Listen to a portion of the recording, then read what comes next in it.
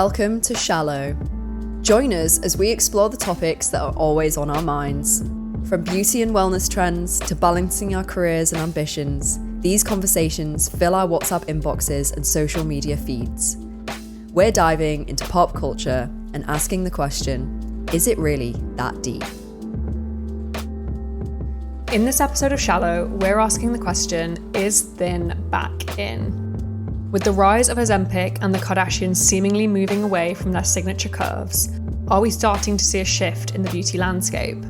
We'll dive into the deeper implications of this shift, exploring how body trends are often used to sell products and perpetuate certain ideals, and how the narratives around women's bodies keeps evolving, sometimes in ways that feels more like a cycle than a revolution. Let's go! Hi guys, we've got an awful lot to cover off today, so we are just going to jump straight into it. Luce, what are we talking about today? So on today's episode, we're going to be asking the question, is thin back in? I think it's really good to kind of start around the 90s and the early 2000s skinny culture. Yeah, we have to. You only have to Google 2000s body shaming magazines to get hundreds of results, such as like a headliner that I found, which was 72 best and worst beach bodies from Star magazine, and Kate the Wave and Kim the Whale from Now magazine, referencing both Kate Middleton and Kim Kardashian's pregnancies. Horrific kind of magazine headlines that we were kind of inundated with. You know, I'd go into the local newsagents and there would be some horrible front page cover. It was always talking about women's weight gain or weight loss. It was never anything positive, you know, from these tabloids.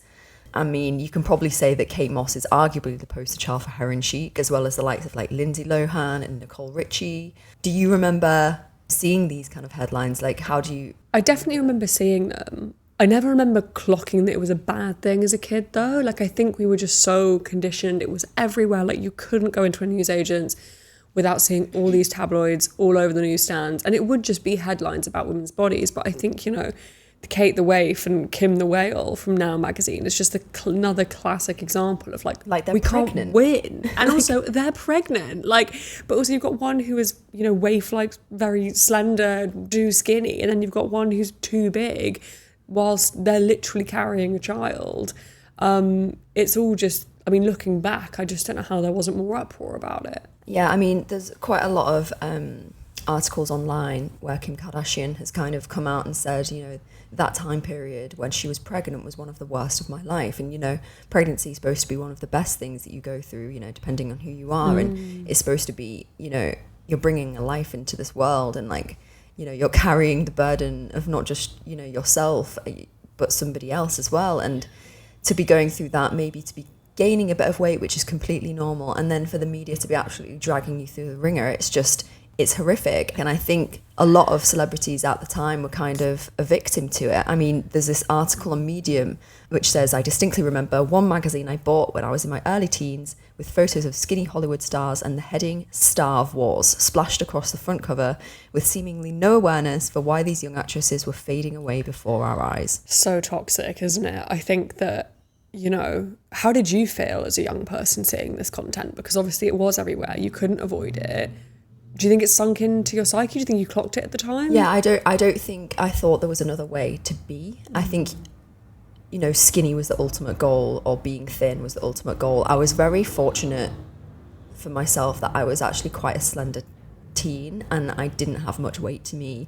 And no matter what I kind of ate or put in my body, I didn't really gain weight. It still really affected me though, because, you know, as soon as I turned maybe 15, 16 and you kind of have a few different hormones, I think I put on maybe like a centimetre across my entire body, and I remember thinking, oh my god, I'm gonna get fat, and like something's wrong with me, and like that's really toxic. I mean, it took me a long time. You know, I'm sitting here now and I'm still pretty thin, and I go to the gym and I work out to gain muscle but also to stay slender. Like, I still have that fear in me, but I am more self-aware of it. And I think, you know, when you're growing up as an early teen and you're seeing all these headlines and you're not really thinking that they're bad, you're kind of just thinking, oh yeah, well that's just the case and I need to kind of follow that path as well. It's so embedded, I think, in our, I don't know, when we see it as young women and we learn that kind of almost fat phobia, I guess, because it's all the messages we're being bombarded with.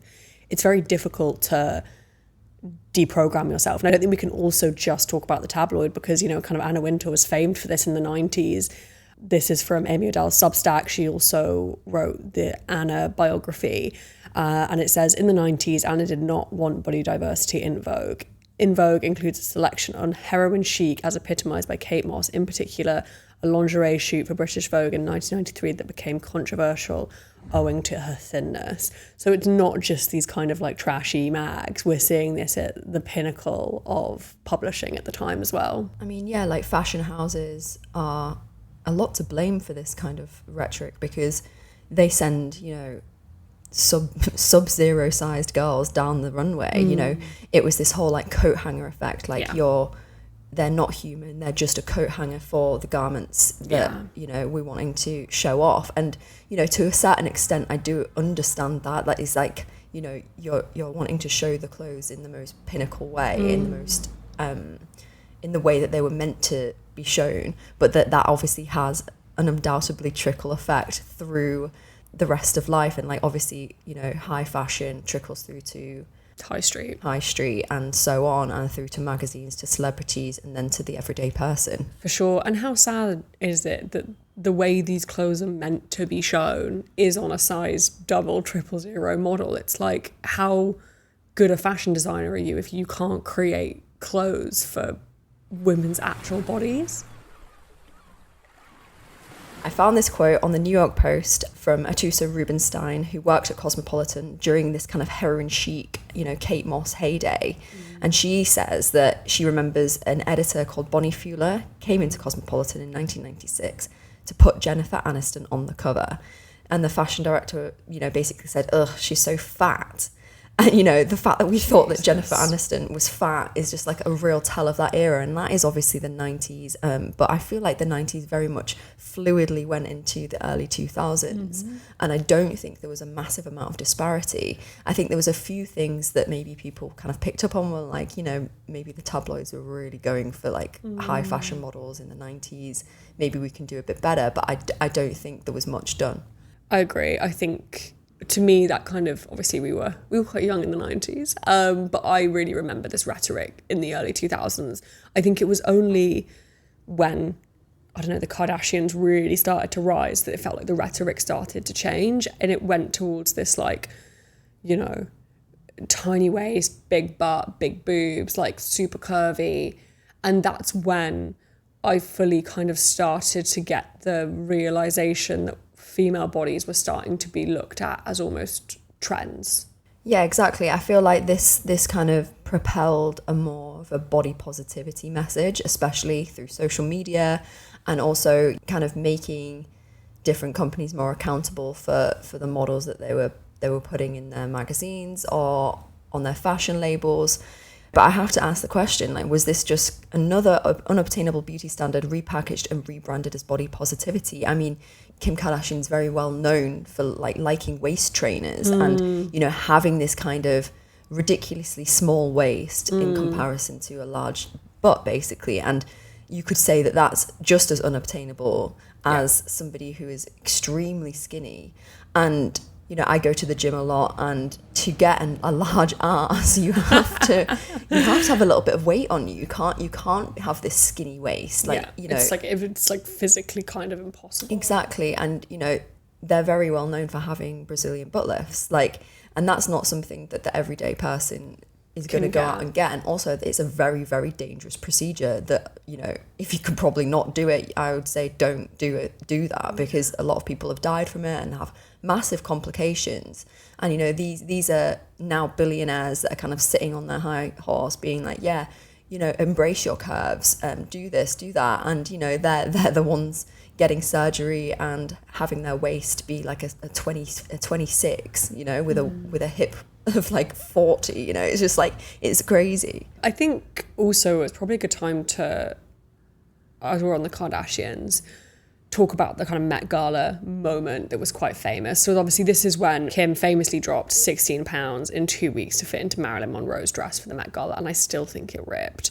Yeah, there was loads of like backlash for that. Yes, and obviously, if you don't know, the Met Gala is for the Costume Institute. It's so these pieces of art can be preserved and shown and studied throughout history. So obviously it felt almost like we are taking a piece of iconic fashion history. It's like taking a Monet and like trashing it, basically, in my opinion. And also it felt directly at odds with what the whole gala's supposed to stand for. But I think the focus on the actual weight loss, I mean, 16 pounds in 2 weeks, like, is that possible? Like, yeah, I mean, that's the question, isn't it? And I think it's pretty ironic that she lost this amount of weight in 2 weeks to fit in Marilyn Monroe's dress. And Marilyn Monroe is, you know, has always been considered this curvy, you know, body positivity kind of image, you know, oh, don't worry, you don't have to be skinny. Look at how Marilyn Monroe looked. She was tiny. She was absolutely tiny. And this just kind of really exuberates that idea. And yeah, I feel like, you know, there's rumors that, you know, Kim Kardashian was on Ozempic and is on Ozempic. She is actually still denying it, and the entire Kardashian family are denying it.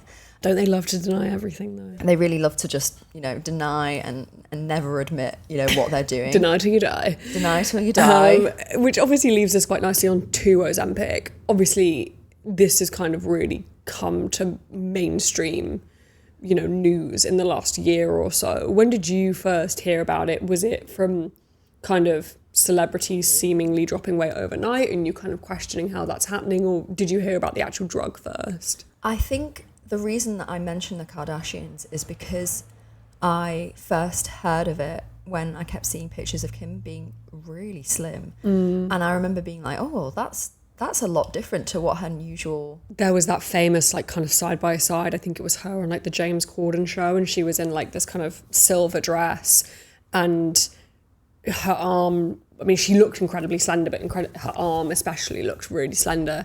And I think that's when people started being like, oh, she's changed her tune, thins back in, is she on Ozempic?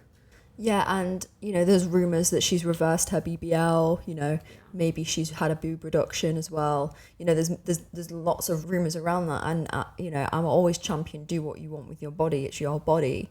But, you know, Kim Kardashian has such an insane amount of power that, you know, I feel like it really kickstarted this Ozempic trend. And I say a trend because Ozempic, you know, we'll go into the kind of ins and outs of it, but it's not meant as a weight loss drug. It's for people with type 2 diabetes. Yeah.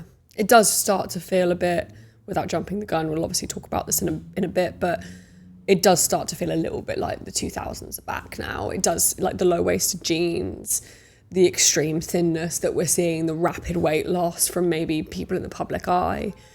It does feel a little bit like, here we go again, and that doesn't make me feel great. But I think let's stop for a minute on Ozempic and like just how does it work in case the listeners don't know. So basically, sorry if I butcher this, semaglutide lowers blood sugar levels and regulates insulin, which is crucial for people with type 2 diabetes. The drug also imitates a hormone called glucagon? Glucagon, like peptide 1. A glucagon like peptide 1 that we naturally produce in our intestines, limiting appetite by signaling to our bodies that we feel full and prompting our stomachs to empty more slowly. It was created to reduce insulin for people with type 2 diabetes, but apparently it's not actually FDA approved for weight loss, and it is just, in fact, a side effect of the treatment. That information is all correct at time of recording.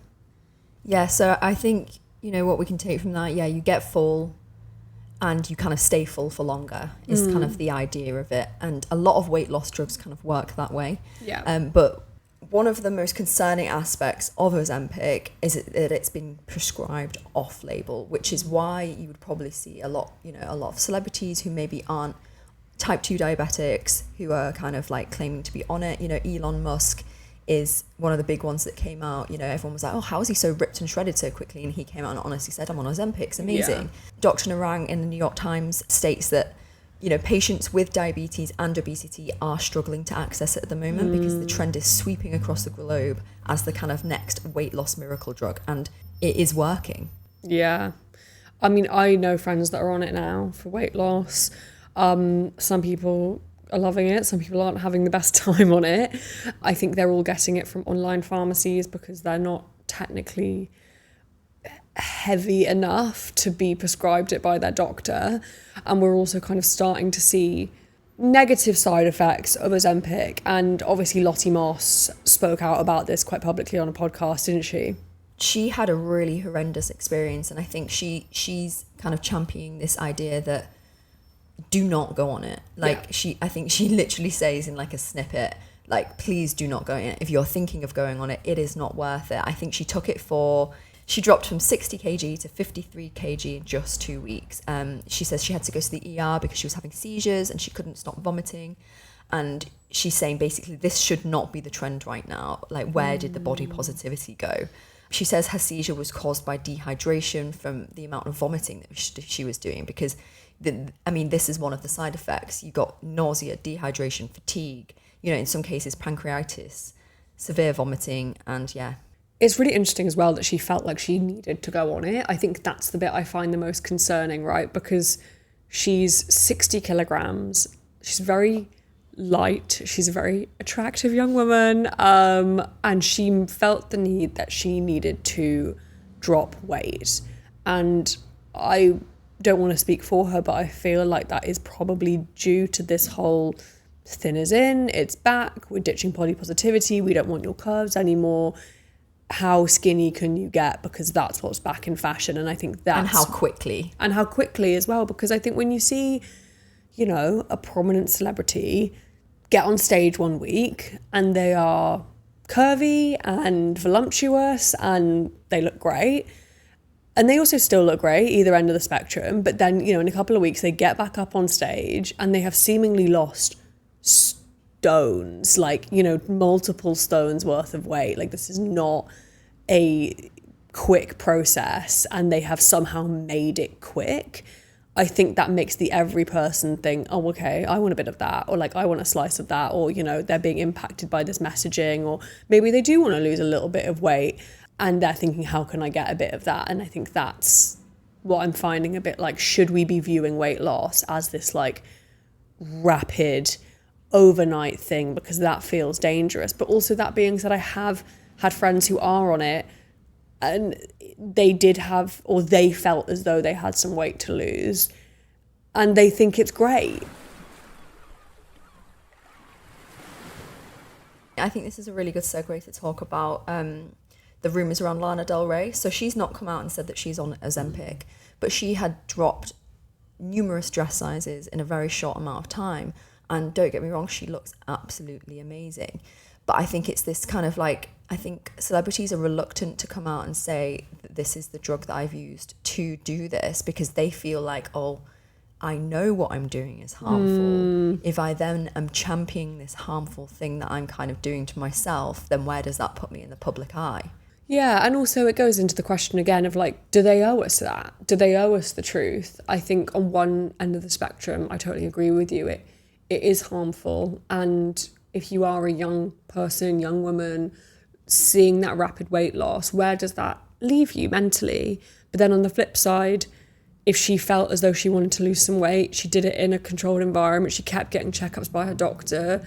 Which is probably the case. She's got a lot of money. She's got the means. And does she owe it to anyone to come out and say, yeah, I smashed Wegovy for 4 weeks? The way I kind of think of it is, somebody who's looking at her and being like, oh my God, she's lost so much weight. I want to do the same thing, because these people are role models, like Lana Del Rey is a role model, Taylor Swift is a role model. Yeah. So somebody dropping dress sizes that quickly, it might prompt somebody to want to do the same. And if you're not candid about the fact that you're on a treatment that costs $1,000 almost every 28 days, that could be quite harmful. You could start to see people starving themselves again, like not eating. There might be bouts of EDs going around. This could be the beginning of something really bad. It's wielding your influence wisely, isn't it? And also, kind of being transparent for the sake of maybe, your younger fans who pay money to come to your concert and buy your CDs. I think it's probably good to speak about fashion briefly, because, we have spoken about this at the top of the episode. In an article by The Guardian, they say that 94.9% of models were measured to be between a US 0 and size 4, so that's a UK 4 to 8. And the founder of the model agency Milk Management, Anna Shinglaw, basically said that it feels like we've taken 10 steps backwards. Yeah, I think when I read that article, it said there's 94.9% of models, again, you know, super skinny, super thin. We saw maybe in the past few years there'd been a bit more of a rise on larger models and, you know, more plus size models walking down the runway. And, you know, ever since this kind of maybe the Ozempic craze, it's like, oh, well, you know, that was just a little blip in time and we're back to normal. And, you know, we'll give a little section. I think it's something like 2% of models were like between 14 and 16 UK. And yeah, it's just kind of like we are taking, you know, steps back. And I do see that in fashion as well, you know, especially with the Gen Z generation. You know, there's the low waist jeans, you know, not in the same way. They're not skinny, they're kind of wide leg, but it's that kind of like you're showing your midriff off again. And it's like, when I was growing up, you only show your midriff if you have a six pack. That was kind of like, I remember thinking that. I was like, I can't wear low-waisted things because I don't have a six pack. I was so slim. Like, I look back at photos of myself where I would always wear kind of like high-waisted things that covered my stomach, because I just thought that that wasn't for me, even though I was, you know, I was like a size 6 to 8. And it's like, now it's kind of back in, you're showing your midriff onto again, you're wearing crop tops, you know, belt skirts are in. Yeah. Does high fashion owe us this? Yeah, we're definitely seeing that kind of like Y2K style. You know, the teens are kind of wearing low-waisted jeans, crop tops. It's like the midriff is back. And similarly to you, I was always under the impression that if you're going to get your stomach out, you better not have like an ounce of fat on there. Probably an athlete or something. Yeah, like that. Well, that's how it felt. And that's not right, by the way. Like, wear whatever you want. But I think that is the rhetoric that we were fed. That is what is in our brains. That's what we believed. And that's why maybe we didn't show parts of our body, or we felt shame about parts of our body. Like, I definitely know growing up, like, I was kind of slim, but I always had a set of hips on me, and I always felt like that was wrong. Like, I was like, something's wrong with me, like I shouldn't have this, which is just kind of downright disturbing, because there was nothing wrong with me, and it's not a problem that I have a pair of hips. I remember kind of staring in the mirror at myself, you know, kind of just like underwear on, just kind of looking at myself from all angles, and that was kind of like a daily thing that I did. And it wasn't something that I thought, oh, I'm feeling a bit anxious here. It was more like, oh, I'm just like seeing like how much, like if I can grab more around my waist than usual, maybe I can, maybe I can't. And I remember doing that as kind of almost like a ritualistic thing. And I feel like that is because of what I saw in magazines, what I saw in Vogue, what I saw in the, you know, in the shops. And like, yeah, it is harmful. And, you know, I always kind of, you know, say to it, you know, everyone, I'm like, oh yeah, you know, embrace your body, like do whatever you want with it. But I wouldn't offer the same kind of gratitude to yourself and to myself. Yeah, definitely. And I think also when it comes to celebrity as well, there is part of me that's like, can we blame a lot of these women, especially, like they're being photographed every day? You obviously referenced those 2 headlines at the start of the episode, being photographed, picked apart on a global scale, because we're now getting this content immediately. And the way we look at ourselves, it's probably times a million, arguably, for them, because they're being papped from every which angle. Obviously, you know, take a shot, Taylor Swift reference, but, you know, obviously we referenced the Miss Americana doc where she's like, goes into a car and she's like, I'm well aware that this isn't normal, and there's loads of paps and fans on the pavement. And she kind of pulls up photos on her phone, and she was like, she points at one and she's like, this would send me into a real hate spiral. And, you know, to me and probably everyone else, she looks incredible. She's very slim. She looks, you know, and how she spoke about she'd put on a bit of weight, and how, you know, they were pulling clips from all these old moments of her, and she just felt like she basically was like, I would just starve myself. I mean, Taylor Swift can never win. She talks about her issues with kind of EDs around that era. And yeah, even now I'll see photos of her from like the 1989 era floating around. She's very slim. And, you know, there are comments about how she has no arse and, you know, this. And it kind of goes back to that article at the beginning of the episode, Starve Wars. It's like you lose all this weight, which, you know, you're being told you have to lose weight, you have to be skinny. And then when you do and you get to that point, you're too thin and you're starving yourself and you're kind of made a mockery of. Yeah, like what do you actually want? Exactly. Like, yeah. And it comes back to like, you can't win, so you might as well just kind of be yourself and do whatever you want. I briefly mentioned it at the top of the episode, but I feel like Bridget Jones was like a massive moment in pop culture for us growing up. Definitely. And I think it's become this also pivotal moment now that people kind of pull on social media that we look back at, because it was the kind of trope of the character that Bridget was like a bit frumpy, overweight, and we just didn't bat an eyelid at these comments. Like, if anything, we kind of found it funny. And I think looking back at that film now, we spoke about this last night, like, she's not fat. Like, she looks... It was that whole thing of like, oh, silly Bridget, like eating a cake, just a bit chubby, silly Bridget. And like, yeah, we look back at that film now and we're like, oh, that's horrendous. But I remember watching that at the time and being like, oh yeah, she's fat. Like, oh, and also, yeah, she's got loads of weight on her. Looking back at it now, like, I think she looks fucking amazing. Like, in that little bunny outfit, she's like snatched. She looks so good. But again, it just fed into that whole like in that, at that time, we thought that was large. And what was she, like a size 10? Do we think it's that deep or not? I think we kind of probably have answered that we think it is. I think it is quite dangerous. It's quite toxic. I'm really quite surprised that this rhetoric is looping itself back round again. So how do you feel about it? So I think before I answer that kind of question, I just want to kind of note that it's not all celebrities that are championing this. You know, there are some celebrities like Rebel Wilson, Amy Schumer, Lizzo that have kind of come out and said that they are on Ozempic and they're being quite candid with it. Yeah. But there are some celebrities that are very like outwardly against it. Sophie Turner, for example, has spoken quite publicly against the use of Ozempic, the use of this kind of skinny trend being back in. You know, she says the Ozempic ads plastered across the Times Square subway station can fuck all the way off. And I feel like that kind of language really just kind of reiterates that maybe people are like saying, we're not going back to this. We're throwing in the towel, like, absolutely not. This was a really damaging time. And I think it really leads into this question of how will this new skinny trend affect the younger generations? Will they also have this Bridget Jones effect? And what I mean by that is me and you sat here now looking back at a time of, you know, disparity and this hatred for anyone who doesn't look like a size 0, who doesn't look kind of like skin and bones. And will they have that effect? Will they look back like we are at Bridget Jones and think, oh my God, that was an awful time. Of course she's not fat. It's a really interesting question. I think net positive is probably up. I think we do have more diversity today than we did back in the 2000s and the 90s. So I think that is good. I think there's obviously...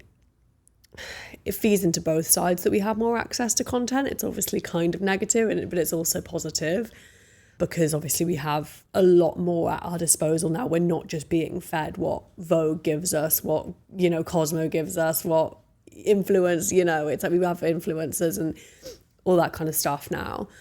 I do feel a little bit like, as much as we find it shit in ourselves, and we probably are still slightly affected by it, because we've probably lived through one cycle of it, we maybe feel a little bit wiser to it. We know the signs of this gaslighting. We're like, we're here again. We've lived through this, and yes, it's shit, but like, let's remember that Bridget Jones moment where we thought she was large and she actually fucking wasn't. I think when it comes to the younger generations, maybe they haven't lived through that yet. They haven't had that moment yet.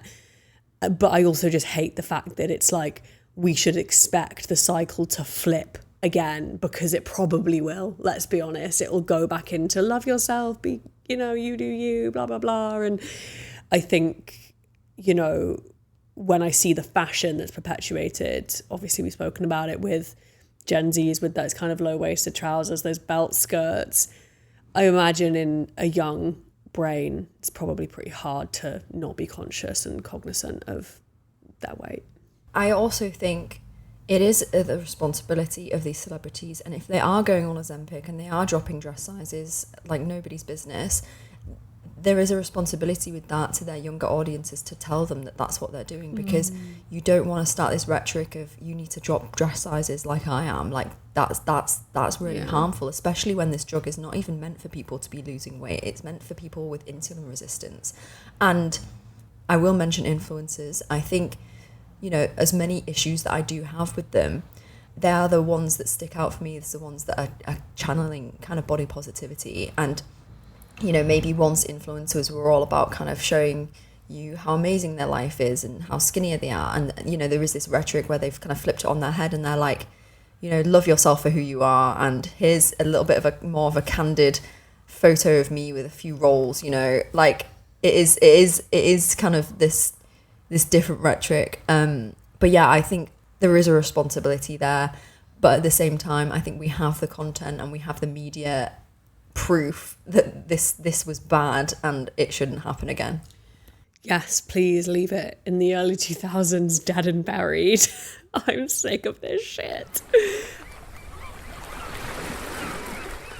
And now it's time for... And what a pile of bollocks! It's the part of the show where we just rant and chat shit about something really insignificant that just grinds our gears. Lucy, it's your turn. Yeah, this one is not saying bless you when someone sneezes. What kind of asshole are you? Heartless. Heartless. Like, you want my soul to be caught by the devil? Is that it?